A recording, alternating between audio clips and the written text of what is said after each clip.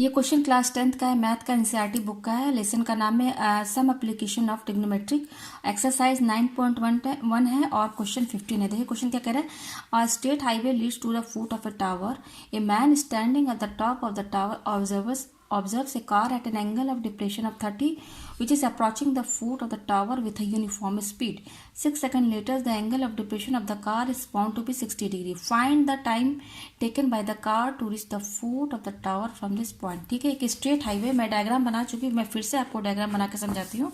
ठीक है, यहाँ पर देखिए ये मेरा क्या है, एक हाईवे है। ठीक है, ये हाईवे है और यहाँ पर एक टावर है, ये टावर है। ठीक है, आप ध्यान से इस डायग्राम को देखिएगा, समझ में आ जाएगा। ठीक है, इसमें क्या कर रहा है, ए man standing at the top of the tower. ये टॉप है टावर का और ये क्या है, फुट है। ये टॉप है, यहाँ पर एक आदमी है और यहाँ से वो ऑब्जर्व कर रहा है कार। यहाँ से वो ऑब्जर्व कर रहा है कि एक कार यहाँ पर है, इस पॉइंट पर। किस पॉइंट पर? यहाँ पर कोई कार है, इस पॉइंट ए पर। ठीक है, तो ऊपर से नीचे देख रहा है, तो ऊपर से नीचे जो एंगल बनता है ना, वो एंगल ऑफ डिप्रेशन होता है। तो एंगल ऑफ डिप्रेशन बनाने के लिए सबसे पहले यहाँ पे मैन जो है, उसकी जो आईज है बिल्कुल उसके स्ट्रेट वे में आप एक लाइन बना लीजिए। ठीक है, ठीक है। अब उसके बाद वो आदमी जो है यहाँ से नीचे की ओर देख रहा है, इस कार को। पॉइंट ए पर जो कार है ना, वो देख रहा है। तो यहाँ से ये जो है एंगल ऑफ डिप्रेशन कैसा बनेगा, ये जो लाइन है और ये जो लाइन ऑफ साइट है, इन दोनों के बीच में जो एंगल ऑफ डिप्रेशन बनना है ना, वो क्या बनना है, 30 डिग्री। तो ये 30 डिग्री हमारा हुआ। ठीक है, अब क्या बोल रहा है, which is approaching the foot of the tower. वो कार जो है ना, यहाँ से आगे की ओर जा रही है। कहाँ? फुट ये है टावर का। वो कार इधर से चल के यहाँ फुट की तरफ आ रही है। ठीक है, तो ये हमारा क्या है, टावर का फुट है। मैं इसको पॉइंट बी मान लेती हूँ और इसको मैं सी मान लेती हूँ। ठीक है, तो अब क्या कर रहा है, ये कार जो है ना यूनिफॉर्म स्पीड पे चल रही है। यूनिफॉर्म स्पीड का मतलब क्या है, equal distance travel with equal interval of time. ठीक है, यानी कि एग्जाम्पल मैं बता देती हूँ। यूनिफॉर्म स्पीड का मतलब है कि हर 2-2 मिनट पे वो 5-5 मीटर की डिस्टेंस जो है वो ट्रेवल कर रहा है। ठीक है, वो कार चल रही है। ठीक है, ये हो गई उसकी यूनिफॉर्म स्पीड। मैं एग्जांपल में समझा रही हूँ। ठीक है, यहाँ पर स्पीड बताया नहीं कितने स्पीड से चल रही है, लेकिन ये कह दिया है कि वो यूनिफॉर्म स्पीड है, यानी कि कांस्टेंट है वो। ठीक है, कांस्टेंट स्पीड से वो चल रही है। अब देखिए यहाँ पर क्या हुआ कि वो मैन जो है इस पॉइंट से ऊपर से टॉप ऑफ द टावर से यहाँ पर इस कार को ऑब्जर्व कर रहा है। तो वो कार जो है पॉइंट ए पर है। ठीक है, अब क्या बोल रहा है, आफ्टर 6 सेकेंड लेटर, 6 सेकेंड बाद जो है वो कार जो है इस पॉइंट पे पहुंच जाती है। पॉइंट बी पर कार वही है, बस चल के वो क्या हो रही है, इधर की ओर आ रही है, फुट की साइड आ रही है, इधर की ओर आना चाह रही है। तो 6 सेकेंड बाद वो कार यहाँ पहुंच जाती है। तो इस पॉइंट पर जो एंगल ऑफ डिप्रेशन बनेगा वो कैसा बनेगा, क्योंकि वो आदमी ऊपर से नीचे देख रहा है। तो अब यहाँ पर जो एंगल ऑफ डिप्रेशन बनेगा ना, ये वाली जो लाइन है ना, ये और इस लाइन के बीच में बनना है। ये कितना बनना है, वो 60 डिग्री बनना है। ठीक है, इस चीज़ का ध्यान रखिएगा आप। तो ये 30 है, ये 30 है, तो ये कितना होगा, ये भी 30 होगा, क्योंकि ये एंगल और ये एंगल क्या है, अल्टरनेट इंटीरियर एंगल। क्यों? क्योंकि ये लाइन पैरेलल है और ये लाइन पैरेलल है। ये लाइन और ये नीचे लाइन दोनों पैरेलल है और ये एक लाइन है जो ट्रांसवर्सल लाइन है। तो ये अगर 30 डिग्री है तो ये भी 30 होगा, क्योंकि ये अल्टरनेट इंटीरियर एंगल। उसी तरह से ये 60 है तो ये भी 60 होगा। ठीक है, ये हो गया हमारा। ठीक है, अब यहाँ पर देखिए 6 सेकंड बाद वो कार ए से पॉइंट बी पर पहुंच जाती है। अब हमें क्या बताना है, find the time taken by the car to reach the foot of the tower from this point. अब वो कह रहा है कि 6 सेकंड बाद वो कार इस पॉइंट पे पहुंची, तो अब हमें वो टाइम निकालना। सॉरी, मैं इसको सी बना देती हूँ। ठीक है, ये सी है मेरा। अब हमें ये बताना है कि वही कार जब बी से सी तक पहुंचेगी तो उसको कितना टाइम लगेगा, हमें ये निकालना है। यहाँ से यहाँ पॉइंट ए से बी में पहुंचने में उसे कितना टाइम लगा था, 6 सेकंड लगा था। यहाँ पे बता दिया गया है 6 सेकंड लगा था। इस पॉइंट से इस पॉइंट तक पहुंचने में वो कार 6 सेकंड ली थी।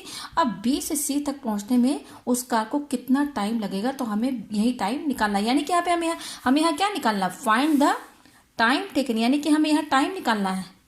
टाइम निकालना, और टाइम जो आएगा वो हमारा सेकंड में आएगा। हमें यहाँ पर टाइम निकालना। तो ये सबसे अलग क्वेश्चन है इस एक्सरसाइज में, क्योंकि किसी भी एक्सरसाइज में ऐसा कोई क्वेश्चन नहीं है जिसमें टाइम निकालना। सब में हाइट निकालना पड़ता था या फिर डिस्टेंस निकालनी पड़ती थी। ठीक है, लेकिन यहाँ पे हमें टाइम निकालना है। ठीक है, तो इस क्वेश्चन को आगे बढ़ाने से पहले मैं आपसे कुछ पूछना चाहती हूँ।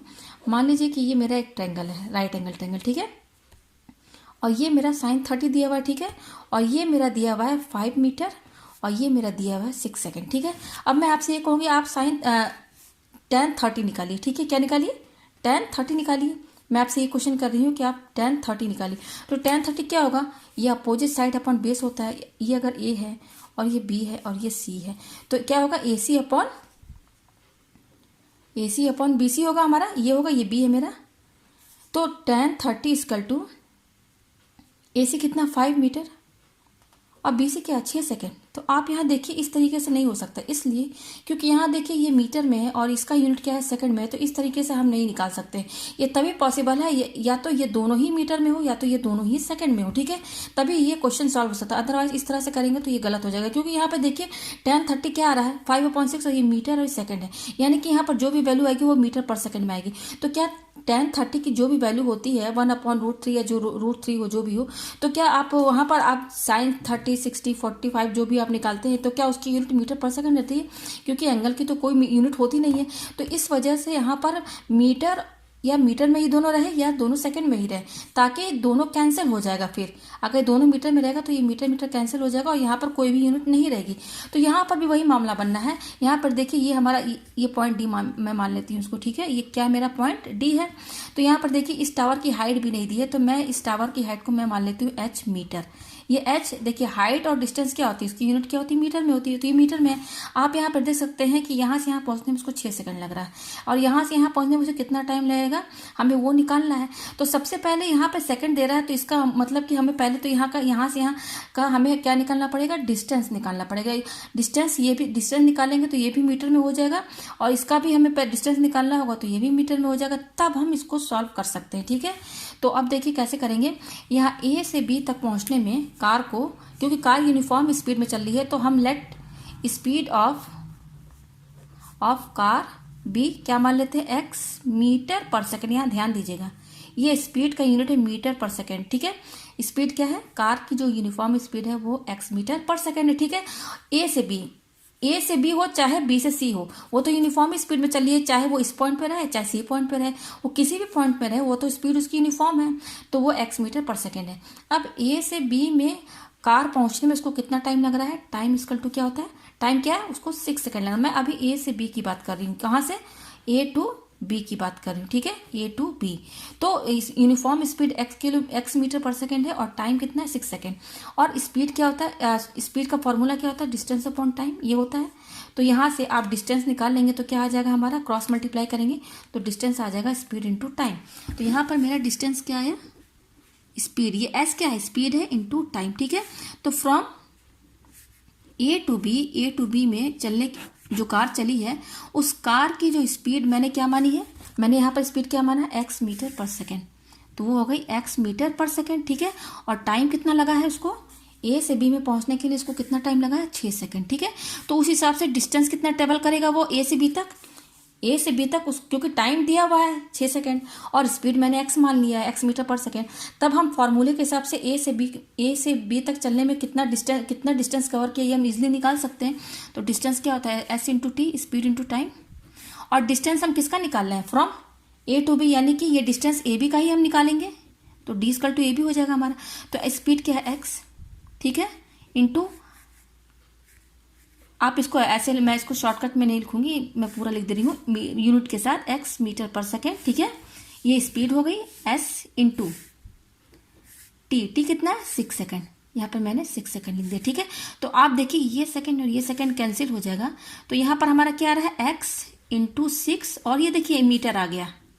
इसको आप और भी लिख सकते हैं इस तरीके से, 6 से एक्स से मीटर, ये मीटर क्या यूनिट है। तो देखिए अब यहाँ पर जो मेरा डिस्टेंस आया है ना ए बी का, क्योंकि हम ए से बी का निकाल रहे हैं ना, ये डिस्टेंस जो बता रहा है ए बी का बता रहा है ए बी, तो ये देखिए 6x मीटर, देखिए 6x मीटर आ गया ना मीटर में, तो ए से बी तक का हमारा 6x मीटर आ गया। अब उसी तरह से आप बी टू सी का निकाल लीजिए।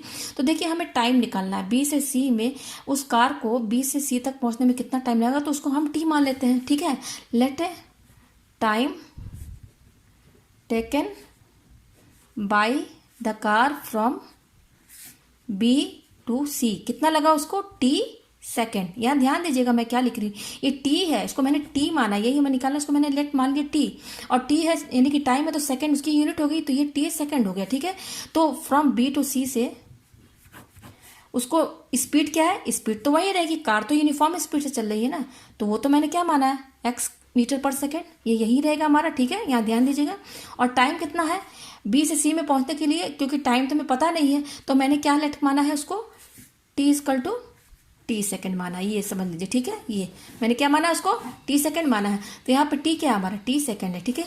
तो उसी हिसाब से डिस्टेंस कितना हो जाएगा, डिस्टेंस यहाँ से किसकी निकल रही है, बी से सी तक की डिस्टेंस निकल रही है, तो डी यहाँ पर जो निकलेगा वो क्या होगा, बी सी ही होगा, ठीक है। और डिस्टेंस क्या होता है, स्पीड इंटू टाइम, तो एस कितना दिया है, एक्स मीटर पर सेकेंड इंटू, और ये क्या है, टाइम क्या मैंने माना है, टी सेकेंड, क्योंकि हमें टी ही निकालना है, यहाँ से यहाँ पहुँचने में से कितना टाइम लग रहा है, ठीक है। तो देखिए ये एस और ये एस कैंसिल, तो क्या आ रहा है हमारे पास, एक्स मीटर इंटू टी। इसको आप और अच्छे से लिख लीजिए, क्योंकि डिस्टेंस मीटर में है ना, तो ये मीटर आगे लिख दीजिए आप, तो ये हो जाएगा एक्स टी मीटर। ये एम मीटर बता रहा है, डिस्टेंस क्या है, मीटर में ही होता है ना, तो बी सी कितना आया, x T M, x T metre, ठीक है। अब मैं इसको अच्छे से डायग्राम बना लेती हूँ। यहाँ पे देखिए मैं फिर से डायग्राम बना लेती हूँ, तो इजीली हमसे सॉल्व हो सकता है ये। तो ये आया मेरा ऐसे, ये हमारा क्या था, 30 था, और ये क्या था हमारा, 60 था, ठीक है। और यहाँ पर क्या है, ए बी सी, यस, ये है ए, ये है बी, ये है सी, और ये है डी। और मैंने हाइट क्या माना है, टावर का एच माना, एच मीटर, ठीक है, क्योंकि हाइट तो हमें पता नहीं है, तो उसको हमने एज्यूम एच कर लिया, और हाइट का यूनिट क्या होता है, मीटर, ठीक है। ये हो गया। अच्छा देखिए यहाँ से यहाँ तक का डिस्टेंस मैंने निकाल लिया ए से बी का, वो कितना आया है, 6x मीटर, ठीक है। कितना आया है, 6x मीटर, ठीक है। और बी से सी तक का कितना आया है, वो है एक्स टी। ये 6x मीटर किसका बता रहा है, ए से बी तक का, और यहाँ का कितना आया है, यहाँ का आया है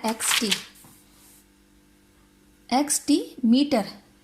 यहाँ m जो है ना मीटर है, यूनिट है, डिस्टेंस। अब हमने यहाँ डिस्टेंस निकाल लिया, पहले टाइम दिया होता 6 सेकेंड, तो मैंने speed equal to distance upon time के हेल्प से मैंने यहाँ पे डिस्टेंस निकाल लिया ए बी का और बी सी का। तो देखिए अब डिस्टेंस मीटर में आ गया, ये भी मीटर में है, ये भी दोनों मीटर में आ गया है सब।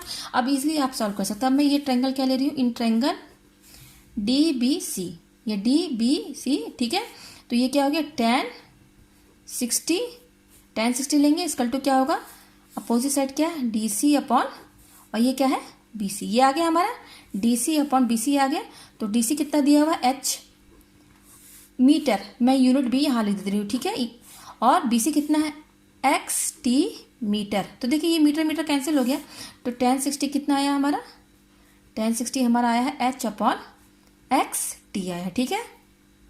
तो यहाँ पर देखा ये मीटर मीटर कैंसिल हो गया, तो tan 60 कितना आया, एच अपॉन एक्स टी आया। और tan 60 कितना होता है हमारा, √3 होता है, ठीक है, √3 अपॉन एच अपॉन एक्स और टी, ये आ गया हमारे।